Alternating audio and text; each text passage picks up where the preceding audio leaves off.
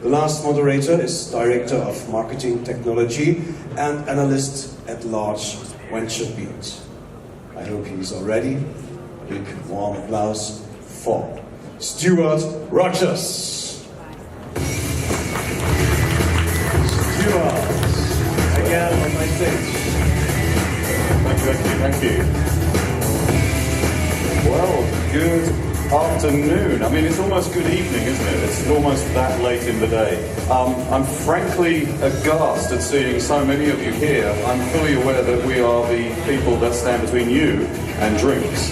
And so I'm very, very impressed that you're sat here instead of going and getting some alcohol into your system. So thank you very much for being here. We're going to talk about blockchain and cybersecurity today. Now, there's a lot of different ways that we could take this. We could talk about blockchain projects and ICOs and smart contracts and the fact that people are hacking them, people are scamming you, people are running away with the money, they're doing all sorts of crazy things.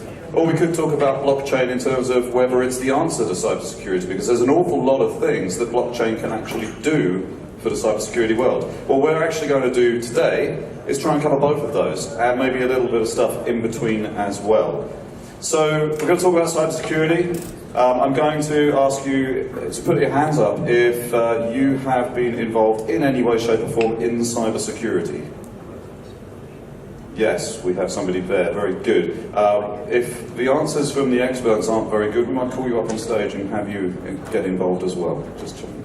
So we will be asking questions, look out for that. So we're going to bring up an amazing panel of experts for you. They're just getting mic'd up in the background.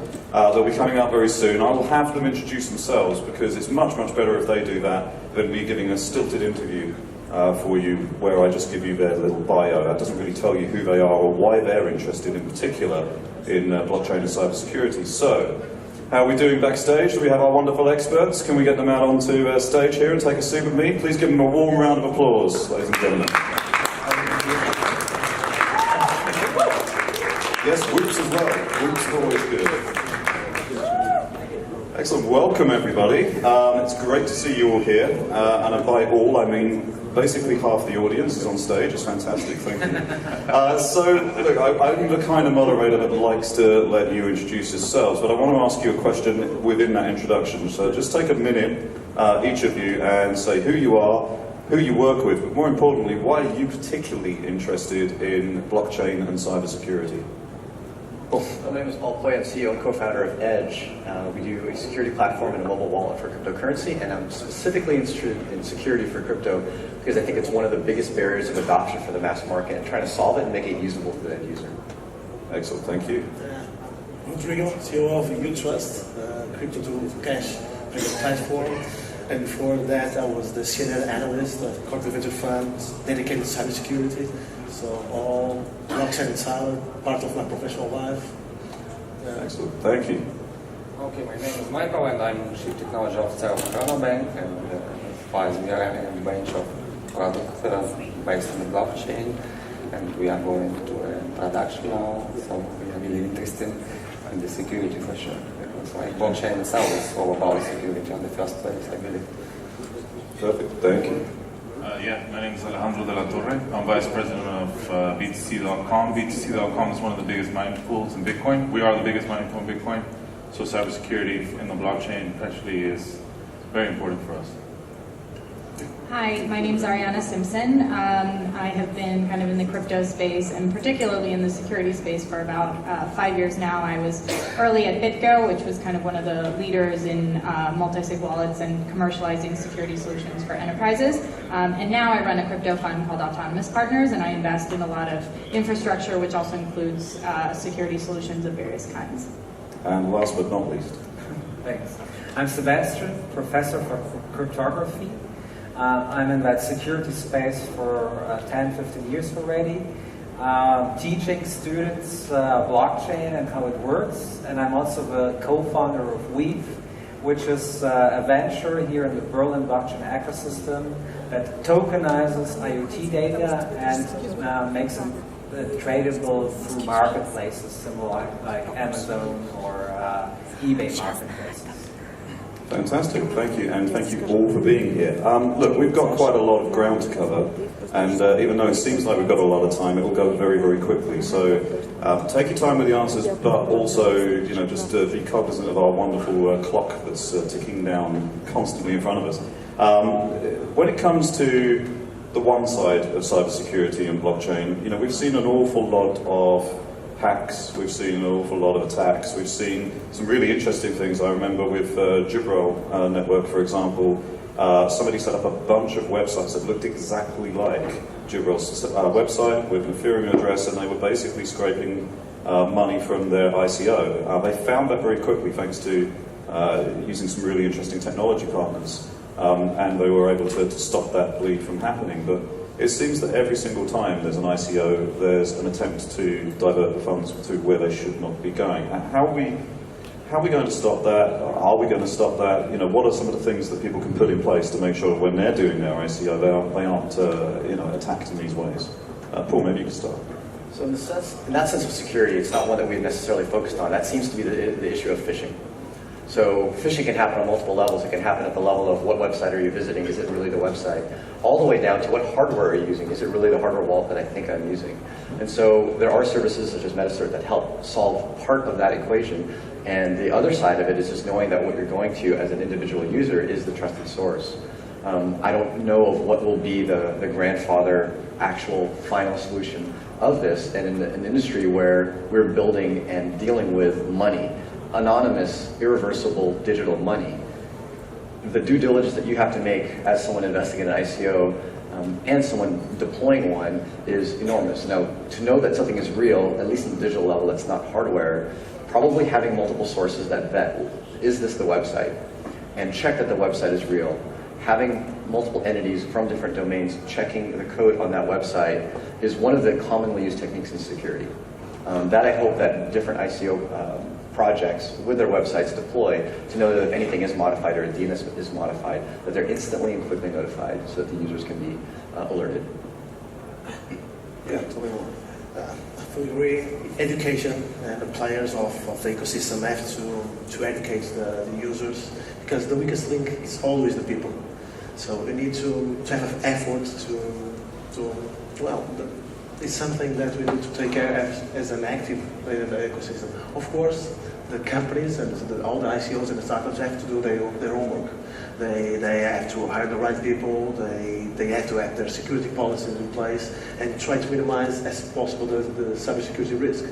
And for that, you need talent. And talent in the cybersecurity space is not easy to find, but with the right mixture of talent inside of the company and telling the people what can go wrong and how can they do that on the safest way, I believe that's a way, and everyone should act to that be possible. Education is a very important point, but is it on every blockchain project to educate their potential investors, or should we be, as an industry, doing a lot more to educate everybody as a consortium, as an industry as a whole?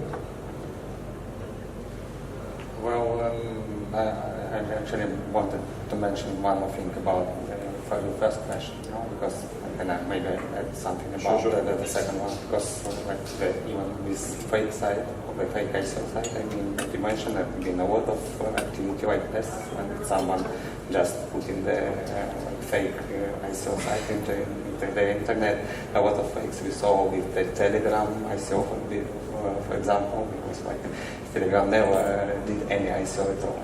In a lot of attempts to introduce some site as Telegram ICO. So it's all about education to me. I mean that like they doing this fake site, it's even not about the blockchain, yeah? So it's all about phishing. It's a lot of phishing before blockchain, and for sure there will be a lot of phishing after that. And the only way how you're able to check the phishing site is like all about your experience. I mean, you have to improve your knowledge about how you and because not anyone can help you to check if it's a real site or fake. You have to have enough knowledge about like how it can be done. So and it's all about the understanding and education. And the only way for the project to improve the security this way is to educate the users. And speaking about the blockchain and the activity like this, I mean the fake sites, it's also about everyone hyping that blockchain is an anonymous thing. But speaking about this blockchain address, I mean fake address, you have to be able to check if it's a real project address or not. And in this case, address became not anonymous. I mean, like, if you will publish someday information that this address is connected to some company, this address is not anonymous address anymore. So this is another way of things that shall be done. It's like related to KYC procedures and so on. Yeah, excellent points. What can you As an industry, we already have the tools there for any single or any company that wants to do some ICO. We have multi-signature technology, which I feel is very important for any type of ICO. If you're going to be investing in an ICO, it's always very important to understand how they take care of their security with the coins. So also another thing, multi-signature technology means that there's just multiple keys, and you need multiple keys in order for those coins to be transferred or sent. There's also a lot of work around code and hot storage technology. You cannot. I've heard of some ICOs that have all the funds that they've raised on just one hot wallet and some USB key, which is really bad idea. You need to, this technology is already out there. BitGo has a very serious technology around this, for example. BTC.com also does too. Now, these technologies are what we should do. I mean, if you're going to be entering the ICO market, you need to do your own research as a company and look very strongly into the security features that you can implement on these coins. And you need to take it very seriously, because once you've raised X amount of Ethereum or Bitcoin, whatever it is, you are a target.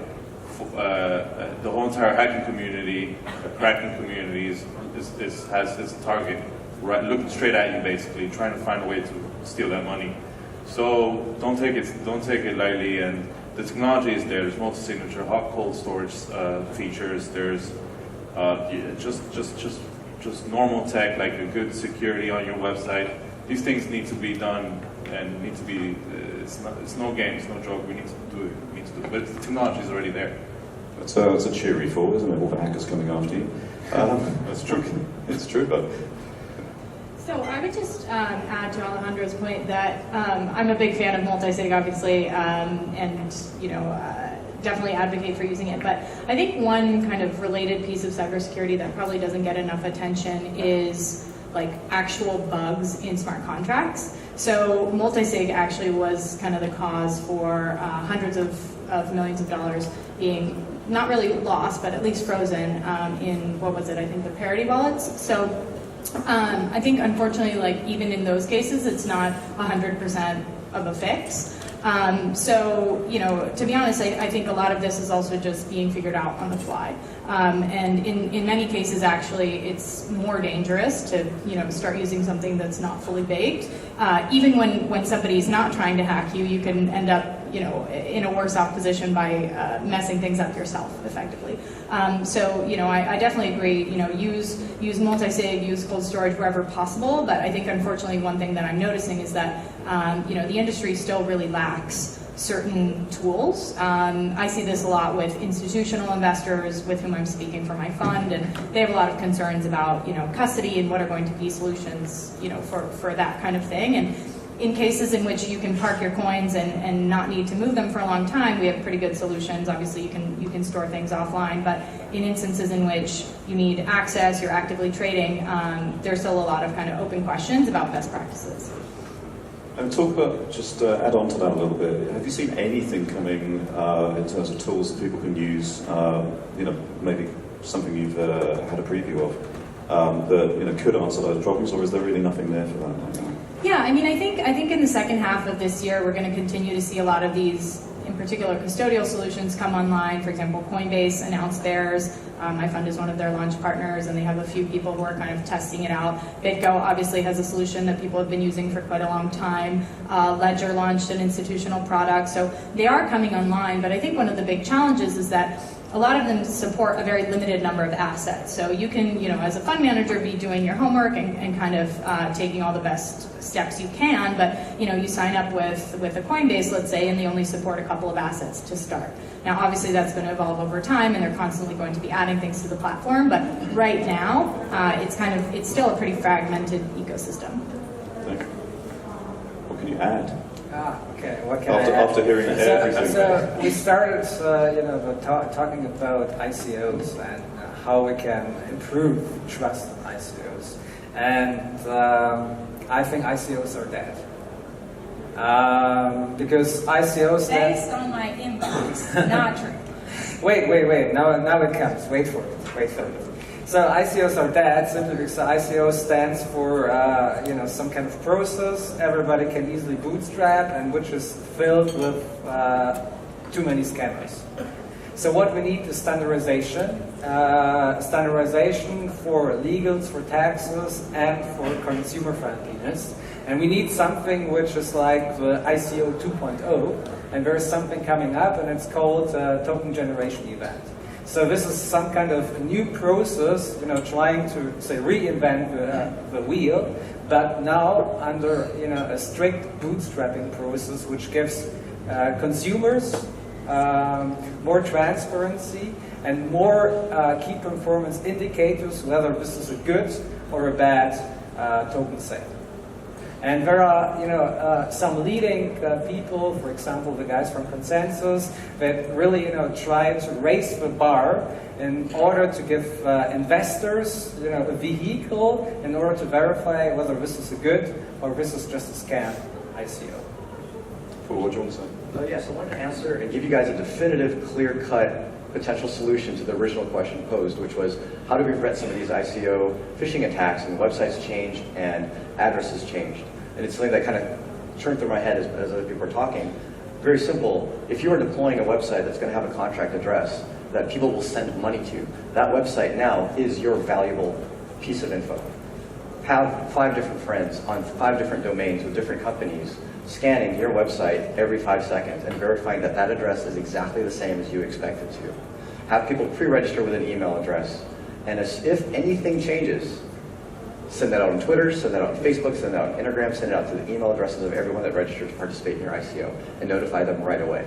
Number one, knowing that that is going to happen will prevent an attacker in the first place because there's less reward from them even attacking you. Don't be the slowest gazelle, be the fastest. That alone will help. And if you are attacked, it prevents the loss in the first place.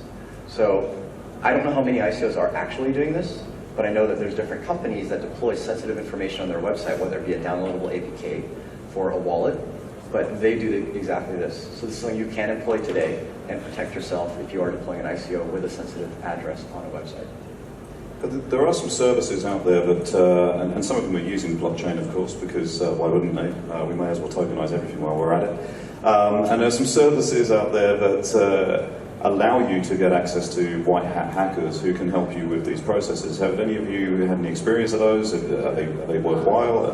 Is that the wrong approach to the problem? Well, at least on our company, I believe we already have 3 or 5 DDoS attacks. But fortunately, we are quite prepared with the systems in place. But it's often. I will not say every week, but every month we are attacked. But we managed to find 3 layers of security.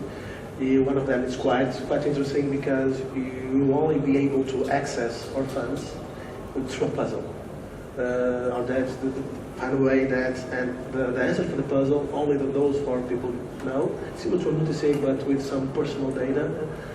So at the end of the day, most of the funds were covered.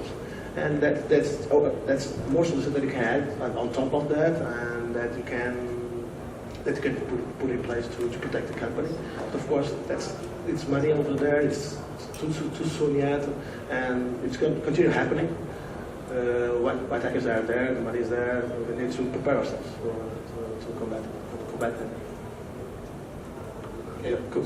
Okay, I want to mention the way of not the data, but the funds protection that they are using in our wallet. For example, because like a multi-signature technology been mentioned already for for the blockchain transaction, but we still have these two-factor authentication services like widely used in common finance applications. So this is the way how we mentioned to resolve the problem of security network. You can mix the 2FA service with multi-signature service. The way when the client has first signature and the special service which provide the 2FA solution is on the second signature. So you're making your transaction and sign the transaction with the first signature. Then you are running through 2FA validation, and if you succeed on this, the special service produced, for example, for our services by our developers, is just making the second signature. I mean, that's great, but my good friend Travis Wright, who does the VB Engage podcast with me and also does the Bad Crypto podcast with Joel Comm, he had 2FA on his device, and what they did is, because human beings are fallible, is they got in touch with T-Mobile and just answered all the right questions and kind of convinced them to do a complete reset. And then the guy took control of Travis's phone and started looking through it to see if he can find his crypto. Travis managed to turn that around and actually got access to the guy's Instagram account and started blackmailing him to give his phone back, but that's because it's Travis, and that's the kind of thing he would do. But not everyone has those skills. I mean, human beings are fallible. Potentially, blockchain technology isn't. How can we use blockchain? And I'm gonna go to the professor and come back this way. How can we use blockchain since it is immutable? Since we do have the transparent distributed ledger, we've got all of the capabilities to use blockchain to actually enhance cybersecurity and, of course, remove the fallible human element. I mean, what are some of the implications of using blockchain for cybersecurity and to help with cybersecurity? Yeah. So when we talk about cybersecurity, it's about analyzing what kind of attacks a critical infrastructure can fall short. And a standard attack is, for example, attacking the domain name system. And so whenever you enter in your browser some kind of URL like google.com, there's a DNS server involved. And this is nothing else than a centralized database. It's like the yellow pages for the internet. And when a cyber attack happens, people try first of all to see whether they can somehow attack this resolution.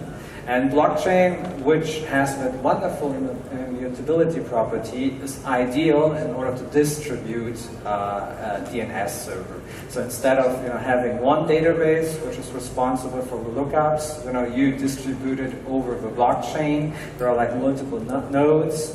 You can always verify whether the resolution was proper or not. And moreover, the immutability property gives you some kind of, say, authenticity check, because you can only have like one entry in that database. Would you say that it makes DDoS attacks almost impossible if we had a distributed DNS? Impossible is, I think, a bit too strict, but it gives a lot of fault tolerance to the DNS server. But the devil is in the details. So, there are a lot of factors in how people implement it so that make the difference. So I cannot give you 100% yes, this is the answer. Okay. Yeah, to that point, actually, I think we kind of replace one problem with another one. So while it might be more difficult to do DDoS attacks or whatever, which, by the way, are still not impossible, it's a question that's open with Lightning nodes and other things.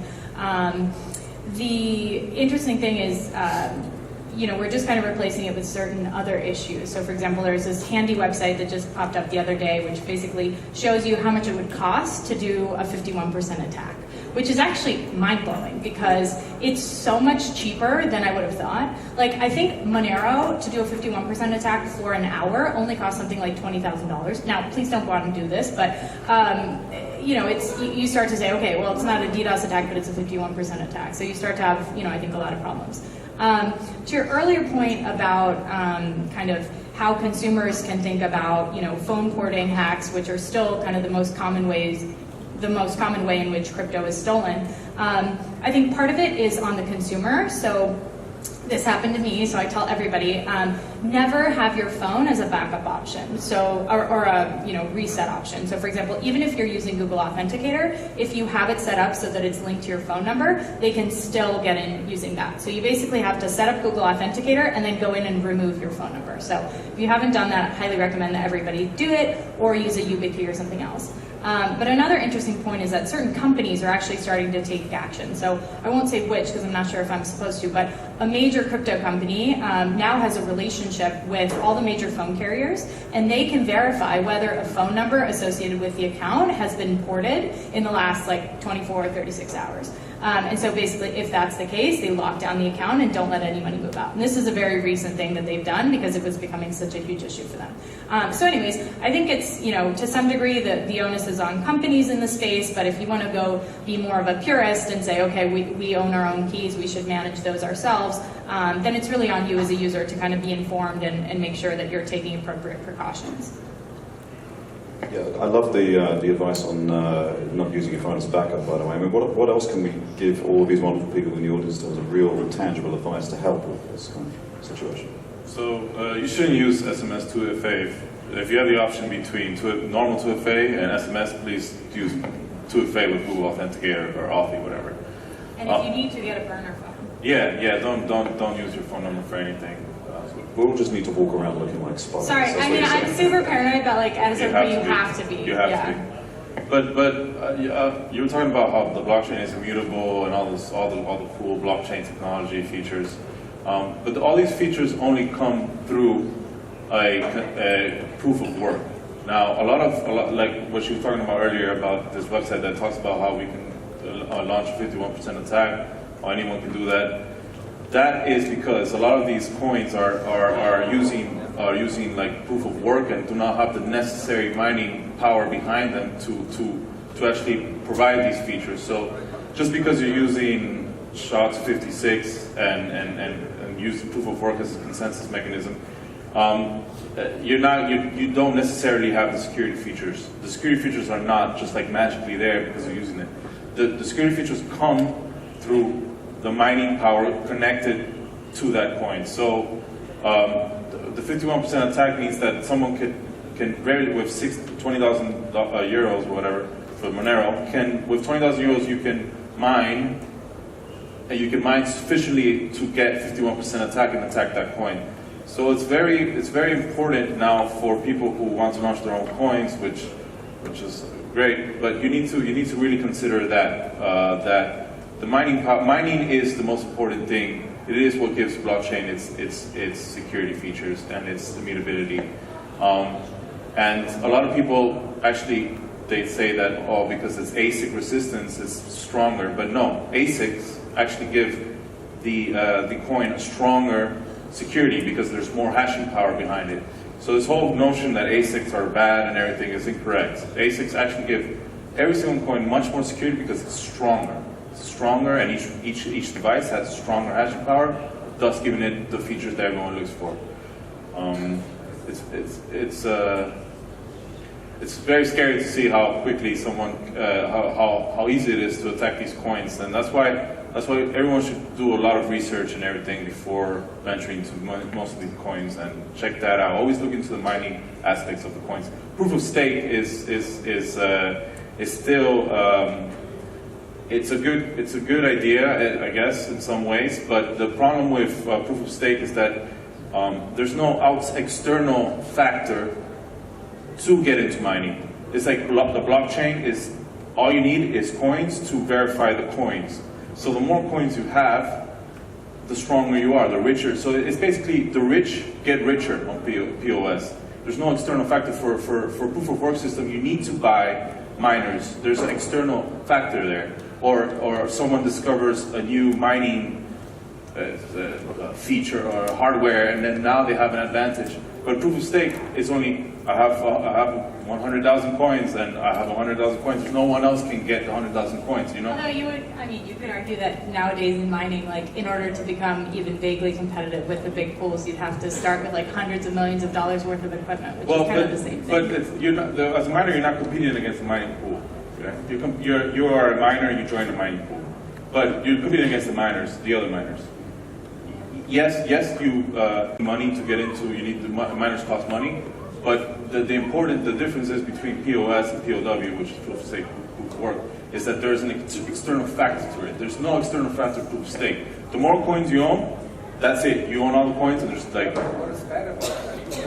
It's the richer get richer. Yeah, but look about existing economies. Yeah. Exactly, we're just copying existing economies. Yeah, but it shows that it works. This is life. This is reality. The rich get richer and the poor get poorer. I mean, Yeah, this is just the reality. It's not good. Yeah, It's not the reality. It doesn't matter, but this is how economy It's works. not the reality of proof of work. This is a talk on Yeah. security, though. Oh, sorry. Aspects of proof of work, proof of stake. Yeah. I do want to gently disagree a little bit with what Alejandro said about the ASICs being more secure or less secure, because the price of a coin definitively determines how much hashing power will go into that coin. That hashing power, or not hashing power, but the amount of energy it takes to mine. That energy could be ASIC cost, so the cost of buying an ASIC, it could be electricity cost, it could be the cost of buying GPUs, and the cost of operating people and paying salaries to mine that coin. And you will only spend as much as you can be profitable from the value of that coin, or what you suspect that the value of that coin will become. It doesn't matter how you spend that money. You will spend it in one way, shape, or form. Like I said, either ASICs, GPUs, electricity, or a combination of which. ASICs make it such that most of your money will go into, or a lot of your money will go into the hardware, less of it will be in electricity.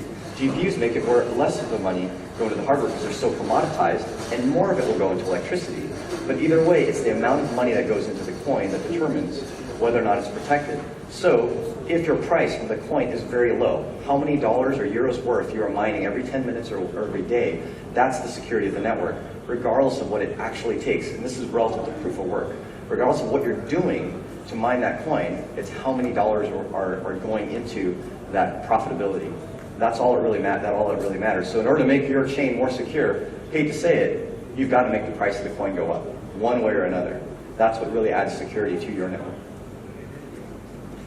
Sure, yeah, you need to build an incentive for people to mine You your got to build coins. ecosystem, you got to build tools, you got to build payment processors, you got to give people a reason to have and own your coin. And its increasing value is what's actually going to help increase the network. Now, layering other things on top of that, such as proof of stake, help add different type of incentives that are different from proof of work and might complement it in different ways. But on a pure proof of work platform, it's the price of the coin. Rodrigo, I see you nodding in some places, shaking your head in others. What have you got to add? Yeah, I don't know. For that, you have to believe that the price and the price is related with the usability of the coin or of the platform, and that might not happen. Well, that's just depend. That's all emotion. Like, do I think that this coin is worth $10 or $100? Who knows? That's like we're trying to determine the price of a stock in the market. The point is, if it's able to hold a certain price, that's going to determine its security level with respect to hashing power, which is one aspect of our talk today, which is, the blockchain itself being secure. I think the original question, which I'd love to kind of address, is what can blockchain do for security? Right? How do we, how can we use the blockchain? Ironically, I don't think the blockchain is going to help in many ways to improve our data security. I think what it's going to do, though, and it already has done this, is it's motivated us to build tools that will help us create better data security.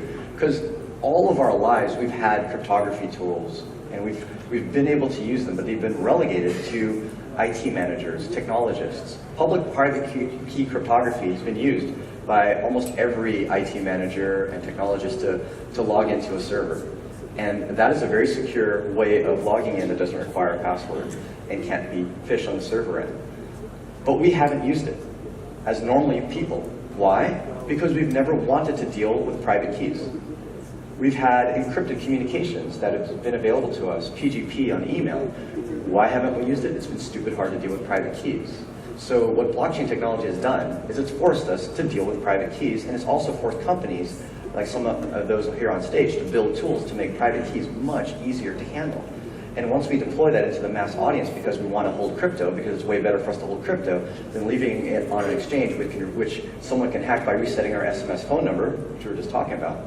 Once we now control private keys, we now have opened us to the world of using cryptography that's been before relegated to just kind of the elite technologists.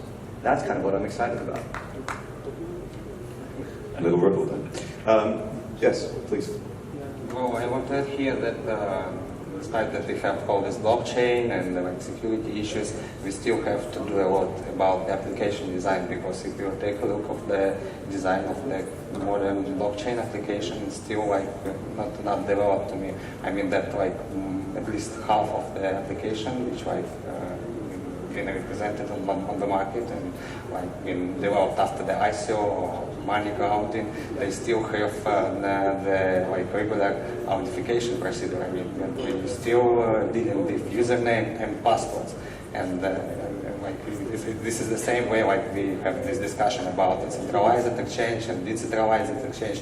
But on the first place is the first task that we need to resolve is to push users to use this private key.